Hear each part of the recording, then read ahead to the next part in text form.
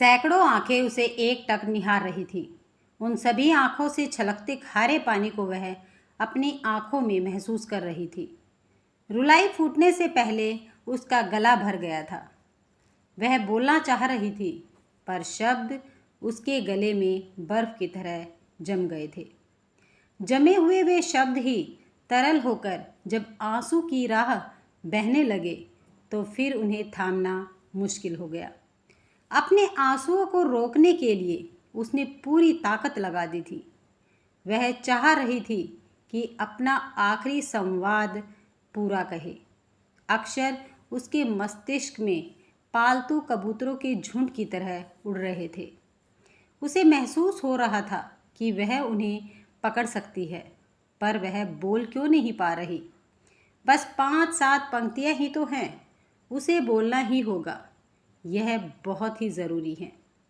अभिनेत्री ने पूरी शिद्दत से अपनी रुलाई रोकी। एक बार जो शब्दों को हवा में उछालना शुरू किया तो फिर वह बोलती ही गई। वह समझ नहीं पा रही थी कि जो संवाद उसके लिए तय थे वही बोल रही थी या दूसरे। बस वह बोले जा रही थी। अपनी भूमिका समाप्त होते ही वह चित्रवत खड़ी हो गई। धीरे धीरे प्रकाश उस पर कम से कमतर होता चला गया और पूरी रंगशाला में अंधकार छा गया। वह मंच से भागी। अब वह जी भरकर रोना चाह रही थी, सचमुच रोना। दौड़कर वह रंगमंच के पिछले हिस्से में चली गई। दरवाज़ा अंदर से बंद कर लिया। कुछ पल के बाद उसे लगा कि तालियों की गूंज से सारी रंगशाला हिल उठी हो। वहाँ बेतहाशा शोर मच रहा था और रंगमंच के पर्दे के पीछे की एक कोने में बैठी अभिनेत्री की आंखों का पानी रुक नहीं पा रहा था। अचानक दरवाजे पर थापे पड़ने लगी। प्रीता जी, बाहर आइए। दर्शक आपसे मिलने को बेताब हैं। वह उठना नहीं चाह रही थी। दरवाज़ा लगातार भड़बड़ाए जाने से झुंझला सी गई। जोर से चीखी, क्या है? मैं पोशाक तो बदल लूँ? बस कुछ देर की ही बात है। कृपया आप जल्द बाहर आ जाइए। हार कर उसने दरवाज़ा खोलना पड़ा और अचानक उस छोटे से कमरे में भीड़ का सैलाब उमड़ आया। लोग उसे बधाइयाँ देने लगे। क्या बात है, कैसा स्वाभाविक अभिनय था। आपने तो सभी को रुला ही दिया। क्या आप नाटक में सचमुच रोती हैं? एक बच्चे ने जब उससे पूछा तो उसने मुस्कुराकर बच्चे का गाल थपथपा दिया। कैसी अजीब जिंदगी है। उसका मन तो अब भी रोना चाह रहा है, पर उसे जबरन मुस्कुराना पड़ रहा है। वह सोच रही थी, रोना और हंसना तो अभिनय के बड़े स्थूल रूप हैं। सूक्ष्म मनोभाव को सहजता से चेहरे पर लाना उतना ही मुश्किल है जितना आंधी में उड़ते हुए पत्तों को बटोरना। इसी तरह की बहुत सारी बातें रवि शेखर उससे किया करता था। उसे याद आया कि कितना तनावग्रस्त रहता था वह हर समय। रिहर्सल, पटकथा, पोस्टर, लाल रंग, सौंदर्य शास्त्र, वेशभूषा और न जाने क्या क्या।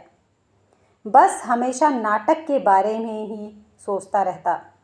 घनी दाढ़ी, खादी का कुर्ता, अधघिसी जीन्स, गले में रुद्राक्ष की माला, कंधे पर खादी का थैला, यानी विचित्र सा स्वरूप था रवि शेखर का। बोलता तो बोलता ही जाता और चुप रहता तो घंटों हूँ हाँ ही करता रहता। अपने आप को कुछ अधिक समझने की आदत तो थी ही उसे। प्रीता नाटकों में अभिनय करेगी, यह तो उसने कभी सोचा भी न था। सब कुछ अचानक ही हुआ। उसे याद आया, एक दिन सांझ को रवि शेखर उसकी माँ के सामने आ खड़ा हुआ था। कहने लगा, चाची जी, आपके पास बड़ी उम्मीदों से आया हूँ। 4 दिन बाद हमारे नाटक का मंचन होना है। जो लड़की उसकी हीरोइन थी, परसों उसे लड़के वाले देखने आए। जब उन्हें पता चला कि लड़की नाटकों में हिस्सा लेती है तो कहने लगे कि हम नहीं चाहेंगे कि हमारी होने वाली बहू नाटक वाटक करे। बस उसके घर वालों ने उसी वक्त से उसके थिएटर आने पर रोक लगा दी।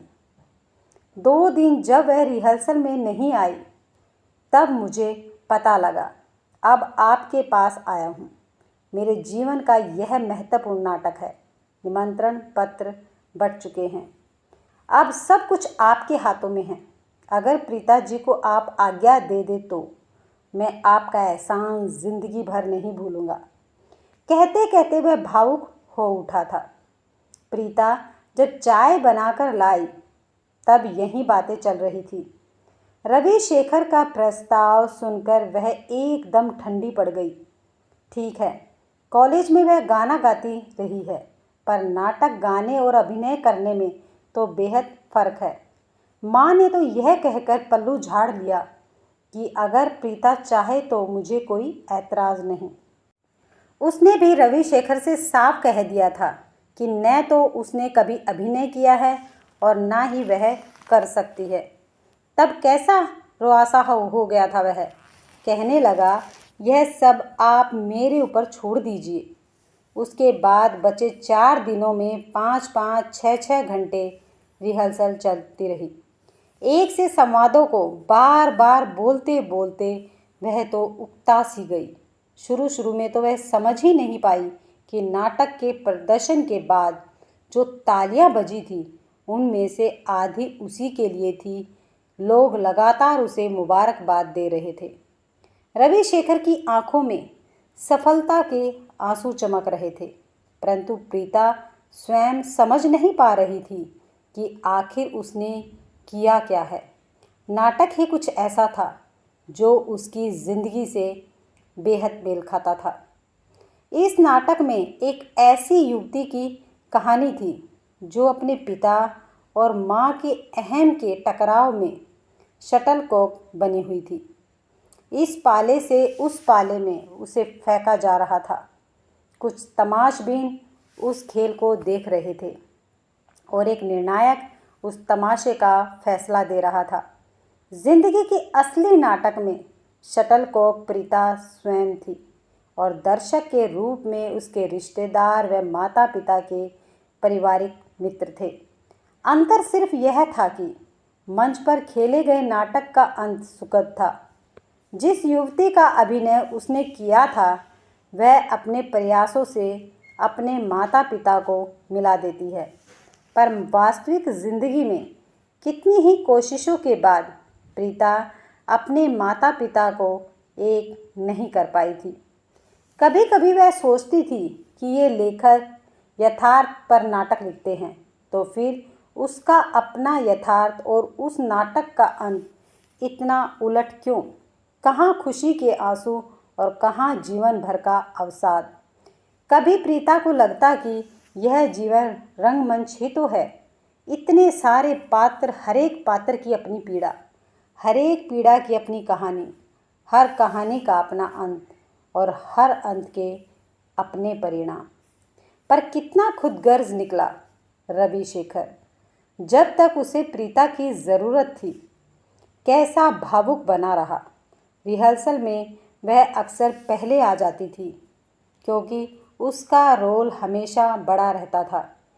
वह उसके दोनों हाथों को अपनी हथेलियों में भरकर थर्राते स्वर में कहता, प्रीता तुम्हारा संग रहा तो हम राष्ट्रीय स्तर पर जा पहुँचेंगे। उस नितांत भावुक व्यक्ति की बातें शुरू में तो प्रीता को बेहद सतही लगती, पर धीरे धीरे ये संवाद उसे भले लगने लगे। रवि के संग प्रीता ने कई नाटक किए। वह निर्देशक रहता और प्रीता नायिका। बूढ़ी ब्याहता, पागल युवती, विधवा, अभिसारिका, तनावग्रस्त प्रोड़ा, हसोड़, बिंदास आदि न जाने कितने कितने चरित्रों को उसने मंच पर जिया।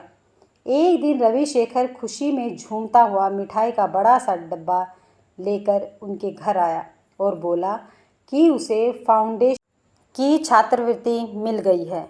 फिर वह उस बेमुरवत हवाई जहाज की तरह अमेरिका उड़ गया जिसे रनवे पर लगी उन बत्तियों से कोई सरोकार ही नहीं होता। जिनकी मदद से वह आसमान में परवान चढ़ता है। रविशेखर के अमेरिका जाने के बाद उसे सहारा देने को कई हाथ बढ़े, पर तब तक प्रीता तरह तरह की भूमिकाएं और विभिन्न कलाकारों के संग रिहर्सल और शो करते करते जान चुकी थी कि हाथों की थर्राहट का मतलब क्या होता है।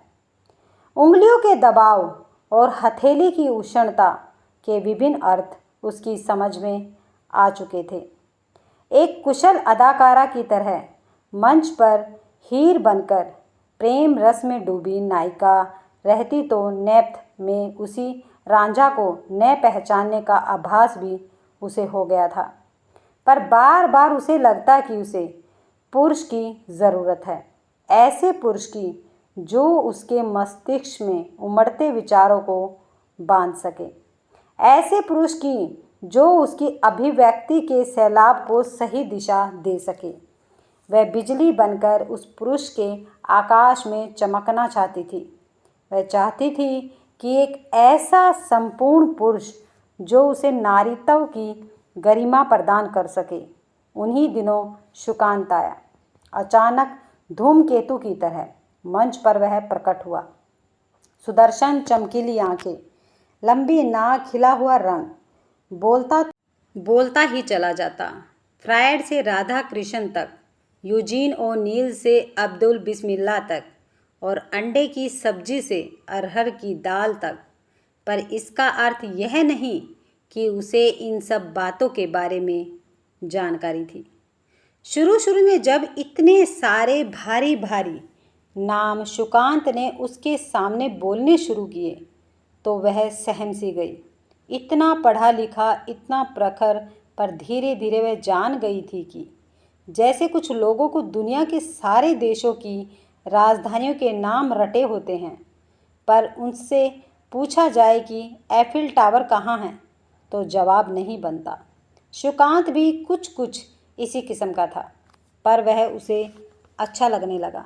शायद इसलिए कि सुकांत की बातों से उसे एहसास होता कि वह बहुत भोला है। रविशेखर प्रतिभाशाली था, पर उतना ही खुदगर्ज। कभी कभी वह रविशेखर और सुकांत की तुलना करने लगती तो सुकांत उसे भोला, सुंदर और थोड़ा थोड़ा मूर्ख लगता। अभिनय का शौक सुकांत को भी था, पर वह फिल्मी दुनिया में जाने को उतावला था। उसके मनोहर रूप और लंबे चौड़े व्यक्तित्व से उसे लगने लगा था कि सुकांत ज़रूर हीरो बनेगा। एक दिन नवंबर की एक शाम की हल्की हल्की ठंड में सुकांत ने उसके दोनों हाथों को अपने नर्म हथेलियों में भर के विवाह का प्रस्ताव रख ही दिया तो वह इनकार न कर सकी। दूर के ढोल सुहावने होते हैं। सुकांत की जो बेवकूफ़ियाँ विवाह से पहले उसे हंसाती और गुदगुदाती थी, अब वही असहनीय होने लगी। बात बात में वह उससे अपनी तुलना करने लगता। सुकांत को मंच पर नाटक करने में कोई रुचि नहीं थी। वह थिएटर का इस्तेमाल सीढ़ी की तरह करना चाहता था। उसके बहुत कहने पर एक बार उन दोनों ने एक नाटक में अभिनय किया। सुकांत ने उस नाटक में अपने जीवन का सर्वश्रेष्ठ अभिनय किया, पर बधाई देने वाले प्रीता के इर्द गिर्द ही ज़्यादा थे। उस दिन से सुकांत कुछ अधिक ही उखड़ा उखड़ा रहने लगा। उसके बाद वह जानबूझकर उन अवसरों को टालने लगी थी जब उसे और सुकांत को एक साथ अभिनय करना होता। एक बार थिएटर में उसके नए नाटक का प्रदर्शन था। एक गूंगी लड़की की भूमिका उसे करनी थी। उसके हिस्से में संवाद नहीं थे, पर इतने दिनों के अनुभव से वह जान गई थी कि आँखों और चेहरों की भाव भंगिमा से कैसे मन की बात कही जाती है।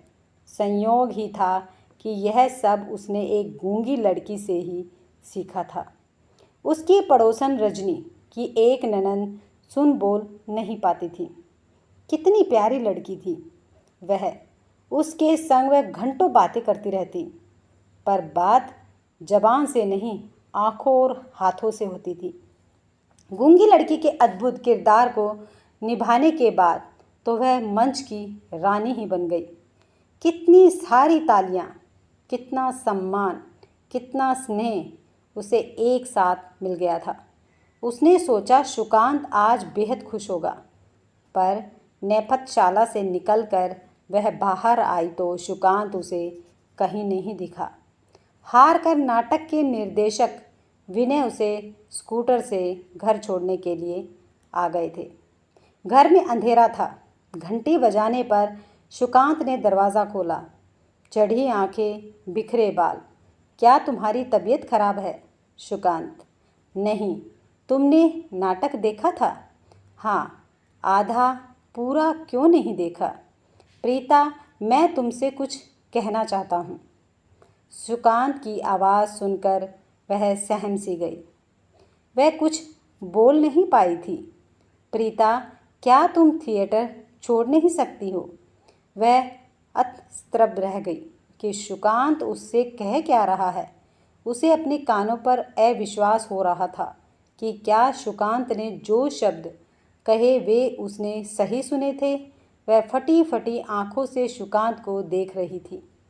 उसे लगा कि सुकांत की आंखों में भी वही भाव हैं जो तब रविशेखर की आंखों में रहे थे जब उसने छात्रवृत्ति मिलने पर अमेरिका जाने की खबर सुनाई थी। जानते हुए भी कि सुकांत का उत्तर क्या होगा, वह उससे पूछना चाह रही थी कि क्यों, आखिर क्यों, पर शब्द उसके कंठ से फंस गए थे। वह न उन्हें उगल सकती थी और न ही निगल सकती थी। एक दर्द का गोला उसके दिल से उठा और चेतना पर छाता चला गया। बंद कमरे में फंसी, खुले आकाश में उड़ने को झटपटाती, तेज घूमते पंखे से टकराई चिड़िया सी वह धड़ाम से फर्श पर गिरकर तड़पने लगी थी। अगर आपको ये कहानी पसंद आई है तो वीडियो को लाइक, शेयर और सब्सक्राइब करना मत भूलिएगा।